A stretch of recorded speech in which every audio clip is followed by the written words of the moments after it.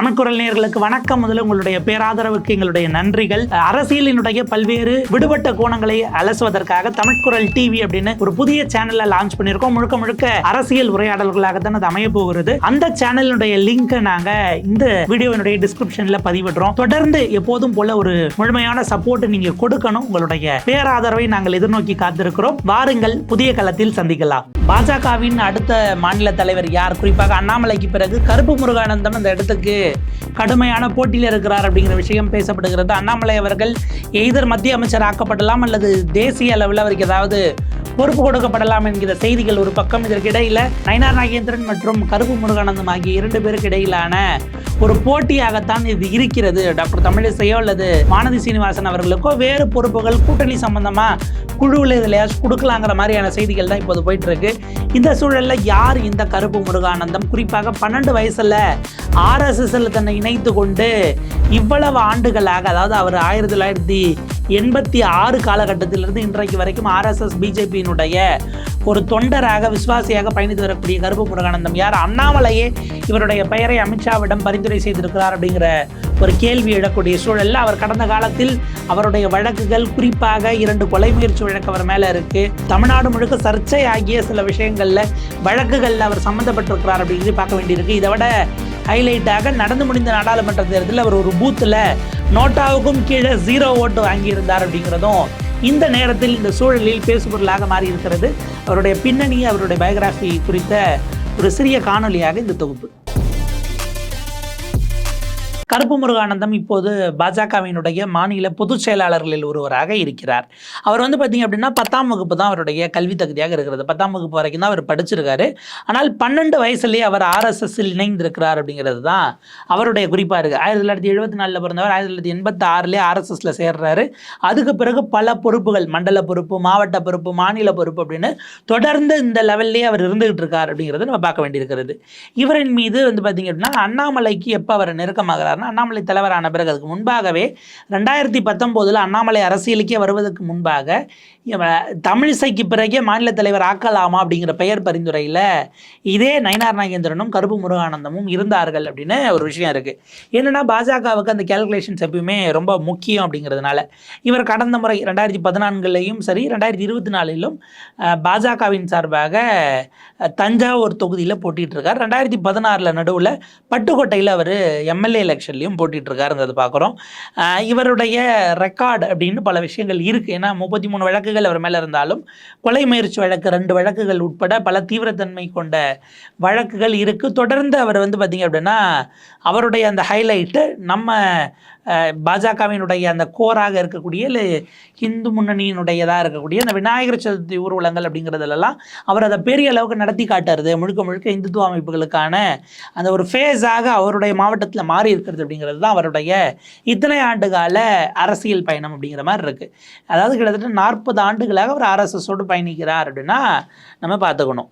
இவர் முதல்ல அந்த ஒரு ஓட்டை பார்த்துட்டு அவருடைய மற்ற ட்ராக் ரெக்கார்டுக்குள்ளே போகலாம்.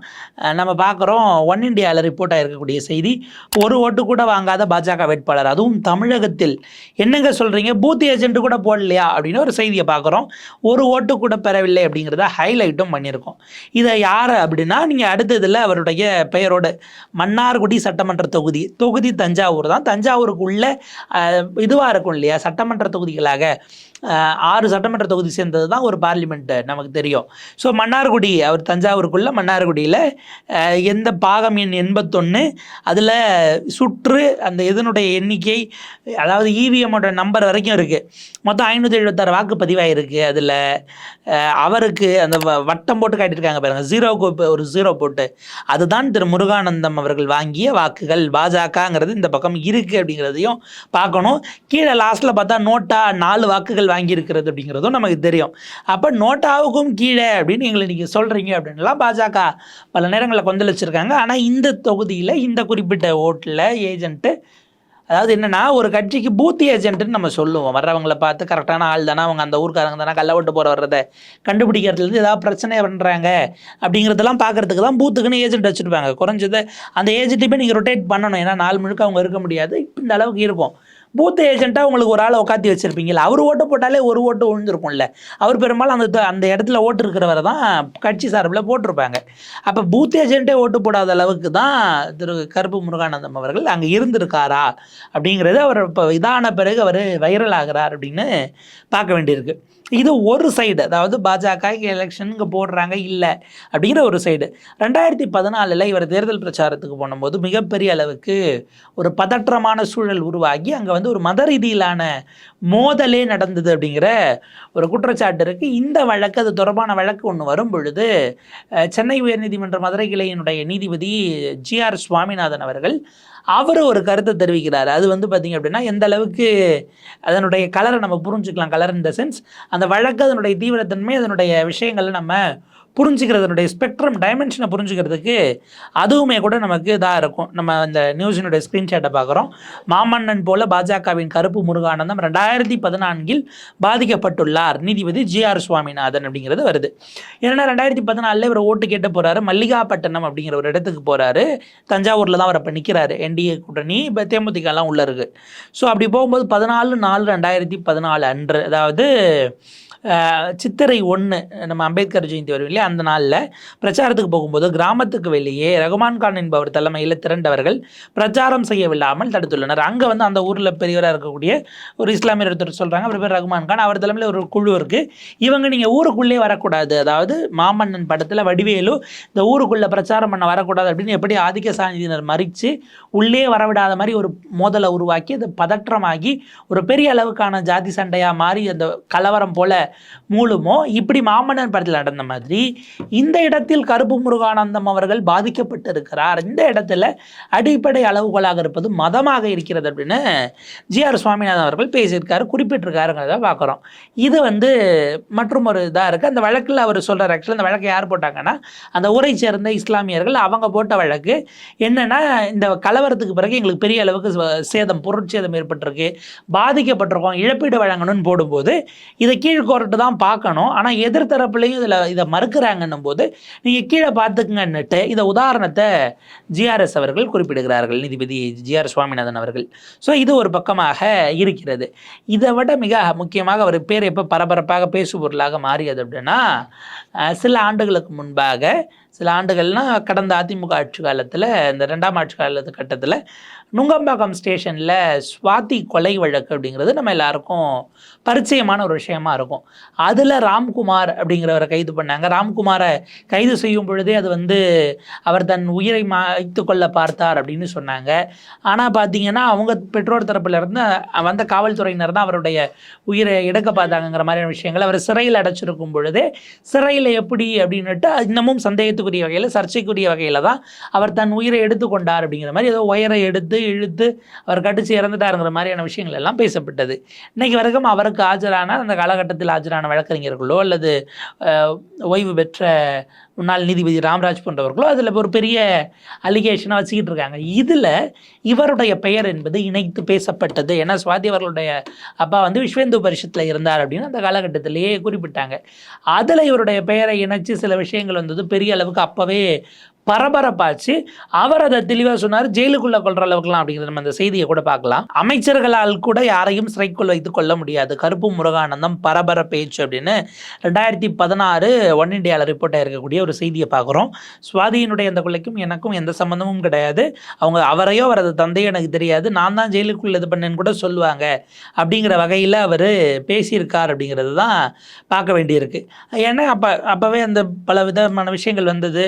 இப்போ எஸ்வி சேகர் போன்றவர்கள் எல்லாம் அந்த காலகட்டத்தில் சில விஷயங்களை பதிவை போட்டாங்க, அப்புறம் டெலீட் பண்ணாங்கங்கிறதெல்லாம் சர்ச்சையாச்சுங்கிறதையும் நம்ம யோசிக்கணும். அப்போ விஸ்வேந்து பரிஷத்தில் இருந்தாருன்னா எனக்கும் அவருக்கும் சம்மந்தம் இருக்குது நீங்கள் சொல்வீங்களா அப்படின்னு கேட்டுட்டு மதம் மாற்றவர்களெல்லாம் கொல்லணும் அப்படின்னா எத்தனை பேரை கொள்வது, எனக்கு அதுக்கு எந்த சம்மந்தமும் இல்லை, நான் பாஜகவில் துடிப்போடு இருக்கேன் அப்படிங்கிறதுனால எனக்கு இதை பண்ணுறாங்க அப்படின்னா, அப்போ பிரான்ஸ் தமிழ்ச்சி அப்படின்னு சொல்லக்கூடிய ஒருவர் வந்து பார்த்திங்கன்னா அவங்க தான் அந்த குற்றச்சாட்டை ஃபேஸ்புக்கில் முன் வச்சுருந்தது. அப்போ எனக்கு எதிராக ஃபேஸ்புக் பதிவுகளை போட்டு இவங்க திட்டமிட்டு நகர்த்துறாங்க அப்படிங்கிற மாதிரி அப்போ திலீபன் ஒருத்தவரையும் தமிழச்சி அப்படிங்கிறவங்களையும் சேர்த்து அவர் அந்த இதை வந்து டைவர்ட் டைவர்ட் பண்ணுறாரு, அது அவங்க மேலே இருந்தா அப்படிங்கிறாரு.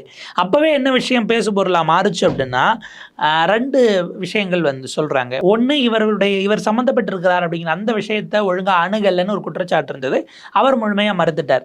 2வது என்ன சொல்கிறாங்க அப்படின்னா, இந்த வழக்கில் இவர் மீது புகார் எல்லாம் கொடுக்க முயற்சி பண்ணபோது புகார் கொடுத்தவங்களை பிடிச்சி அவங்க பேக்ரவுண்டை விசாரித்து அன்னைக்கு காவல்துறை இவரை பாதுகாக்கக்கூடிய வகையில் நடந்துச்சு அப்படிங்கிற குற்றச்சாட்டையும் கூட அந்த காலகட்டத்தில் இவர் மீது வைத்திருந்தார்கள். நம்ம அதை தான் பார்த்துக்கிட்டு இருக்கிறோம். ஸோ இப்படிப்பட்ட ஒரு நபர் தான் இவர் கடந்த முறையே மாநில தலைவர் ஆக்கணும்னா டாக்டர் தமிழிசைக்கு பிறகு பிஜேபி என்ன கேல்குலேஷன் போட்டுச்சு அப்படின்னா 2014 நமக்கு பெரிய அளவுக்கு நாடார் சமூகத்தினர் ஒரு ட்ரெடிஷ்னல் ஓட் பேங்காக இருந்தாங்கன்னு கணக்கு வச்சு இவர் பொன்னார் அவர்களுக்கு நேரடியாக மத்திய அமைச்சர் பதவி கொடுத்துட்டாங்க, இணையமைச்சர் பதவி.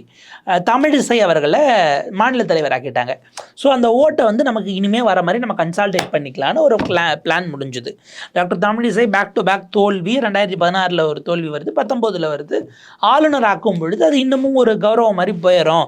ஸோ இழந்தாலும் கூட தோற்றாலும் கூட ஓட்டு நமக்கே இருக்கும்னு ஆக்கினாங்க. அப்போவே வரும்போது என்ன சொன்னாங்கன்னா, இவர் மீது எக்கச்சக்கமான வழக்குகள் இருக்குது, ரொம்ப சீரியஸான கிரைம்ஸ் இருக்கும் பொழுது நீங்கள் மாநில தலைவர் பொறுப்புக்கு அவரை போட வேண்டாம் அப்படிங்கிற விஷயங்கள் அப்போதே பேசப்பட்டது. அப்போ ரேஸில் வானதி அவர்கள் இருந்தாங்க, கேடி ராகவன் போன்றவர்கள் இருந்தாங்க, நயனார் நாகேந்திரன் இருந்தார், சிபிஆர் இருந்தார். சிபிஆர் எல்லாம் அதற்கு பிறகு ஹெச் ராஜா கூட இருந்தாருன்னு சொல்லப்பட்டது. சிபிஆர் அவர்கள் அதற்கு பிறகு இப்போ இன்னைக்கு ஆளுநர் ஆகிட்டார். பட் திரும்ப எங்கே வருது அப்படின்னா, அண்ணாமலை ஏன் அவரை சஜஸ்ட் பண்ணுறாருன்னா, நயனார் நாகேந்திரன் வந்துவிடக்கூடாது என்பதில் அண்ணாமலை உறுதியாக இருப்பதாக ஒரு செய்தி இருக்குது. நம்ம ரொம்ப நுணுக்கமாக உள்ளே பார்க்கணும் அப்படின்னா, இப்போ சமீபத்தில் இந்த மும்மொழிக்கு ஆதரவாக கையெழுத்து வாங்குறேன் அப்படின்னா அண்ணாமலை சில விஷயங்களை செஞ்சார்.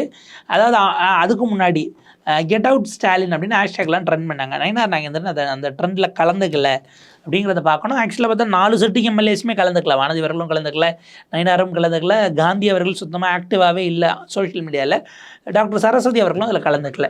ஸோ இதுவே ஒரு செய்தியாக அந்த காலகட்டத்தில் பேசப்பட்டது. நயனார் நாகேந்திரன் மாநில தலைவராக தனக்கு காம்படிட்டராக வந்துருவாரோன்னு 2023 அண்ணாமலை யோசிச்சிருந்தாருன்னு பேசப்பட்டது. அதனால தான் 24 இந்த ட்ரெயினில் 4 ஓடி பிடிபட்டது இல்லை, அதெல்லாம் கொஞ்சம் போயிட்டு இருந்தது. நயனார் நாகேந்திரன் மற்றும் ஒரு பவர் ஏன்னா முன்னாள் அமைச்சராக இருந்தவர், டிஎம்கேல இருந்து வந்தவங்களுக்கு அந்த கட்டமைப்புங்கிறது தெரியணும் போது அவருக்கு பொலிட்டிக்கலி கிரவுண்டில் இருந்து வந்தவருங்கிறது ஒரு அச்சமாக இருந்ததுன்னு பேசப்பட்டது ஒரு பக்கம். இப்போ ஒருவேளை அண்ணாமலையினுடைய ப்ரொபோசல் என்னென்னா, நீங்கள் அவருக்கு என்ன கொடுக்குறீங்கன்னா அங்கே அந்த பகுதியில் முக்குளத்தூர் வாக்கு உங்களுக்கு கன்சால்டேட் ஆகணும்னு நினைக்கிறீங்க. அப்படி பார்த்தா தஞ்சாவூர் பகுதியிலும் கருப்பு முருகானந்தன் இருக்கார், அவர் கூட கொடுக்கலாம். அவர் கிட்டத்தட்ட அதாவது உங்களுக்கு இப்போ கடந்த 6-7 ஆண்டுகளுக்குள்ளே உங்களுக்கு கட்சிக்கு இங்கே ஷிஃப்ட் ஆகி வந்து இப்படி போன ஒருத்தருக்கு நீங்கள் கொடுப்பதற்கு பதிலாக 40 வருடங்களாக ஆர்எஸ்எஸும் பிஜேபியில் வந்தவரே பெட்டர் சாய்ஸாக இருக்குமே அப்படிங்கிற மாதிரியான ஒரு இது சொல்லப்பட்டது. கருப்பு முருகானந்தத்துக்கு எந்த அளவுக்கு செல்வாக்கு அப்படின்னா, போன முறை 2024 கூட்டணி கட்சிகள் 3 பேர் ட்ரை பண்ணாங்க. பட் அது எல்லாத்தையும் மீறி அவருக்கு சீட்டு கொடுக்கப்பட்டதுங்கிறது அவருக்கான எட்ஜை நமக்கு சொல்லும். ஆர்எஸ்எஸ் தரப்பில் இருந்துமே முயற்சி பண்ணியிருப்பாங்க. ஏன்னா போன முறை அந்த தஞ்சாவூர் தொகுதி ஜி.கே. வாசன் அவர்களால் கேட்கப்பட்டது அவருடைய கட்சிக்காக. டிடிவி அவர்கள் தரப்பில் முயற்சி செய்யப்பட்டது அமமுக. ஓபிஎஸ்மே தன்னுடைய ஆதரவாளர் ஐ திங்க் வைத்திலிங்கம் அல்லது மனோஜ் பாண்டியன் இவங்க 2 பேரில் அவங்களுடைய உறவினர் ஒருவருக்காக வாங்கி தரணும் அப்படின்னு அவர்துமே கூட முயற்சி பண்ணார். இந்த 3ஐயும் தாண்டி கருப்பு முருகானந்தம் வாங்கினார்னா அவருக்கான செல்வாக்கு நம்ம புரிஞ்சுக்கலாம். அது ஆர்எஸ்எஸ் அமைப்பிலிருந்து வருவது அப்படின்னு தான் நம்ம கவனிக்க வேண்டியிருக்கு. ஸோ இதனுடைய அவுட்கம் என்னவாக இருக்க போகிறது, அவருடைய விஷயங்கள் எப்படி நகரப்போகுது அப்படிங்கிறது இன்னும் ஒரு 4-5 நாட்களுக்குள் தெரிஞ்சிடும். ஏன்னா பிரதமர் மோடி வந்துட்ட பிறகு அவர்களுடைய கால் தான் இறுதியாக இருக்கும். அண்ணாமலையை அன்னைக்கு சில விஷயங்கள் சந்திச்சு பேச இருக்கார் அப்படிங்கிற மாதிரி சொல்லியிருக்காங்க. ஸோ கருப்பு முருகானந்தத்துக்கான வாய்ப்பு எப்படி இருக்கிறது அப்படிங்கிறத நம்ம அடுத்தடுத்த நிலைகளில் அப்டேட்ஸோட தெரிஞ்சுக்கலாம். தொடர்ந்து இணைந்திருங்கள் தமிழ்கரலோடு. நன்றி, வணக்கம்.